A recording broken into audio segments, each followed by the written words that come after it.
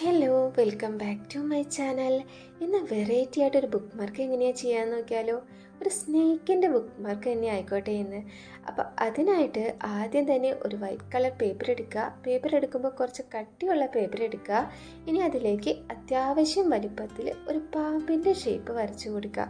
വരച്ചെടുക്കുമ്പോൾ straight ആയിട്ട് വരയ്ക്കാതെ ഇതേപോലെ തന്നെ വളച്ച് വരച്ചെടുക്കാനായിട്ട് നോക്കുക കേട്ടോ.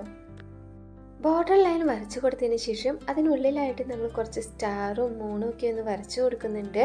പെൻസിൽ കൊണ്ടാണ് നമ്മൾ വരച്ചെടുത്തിട്ടുള്ളത്. അത് ഓക്കെ ആയി കഴിഞ്ഞാൽ പിന്നെ ബ്ലാക്ക് കളർ പെന്നോ അല്ലെങ്കിൽ സ്കെച്ച് പെന്നോ ഉപയോഗിച്ചിട്ട് അതിൻ്റെ മുകളിലൂടെ കുറച്ച് ഹൈലൈറ്റ് ചെയ്തിട്ട് വരച്ചു കൊടുക്കാം. ഉള്ളിലുള്ളതൊക്കെ നമ്മൾ അതേപോലെ തന്നെ ബ്ലാക്ക് കളർ ഉപയോഗിച്ചിട്ട് ഫില്ല് ചെയ്ത് കൊടുക്കുകയാണ് ചെയ്യുന്നത്.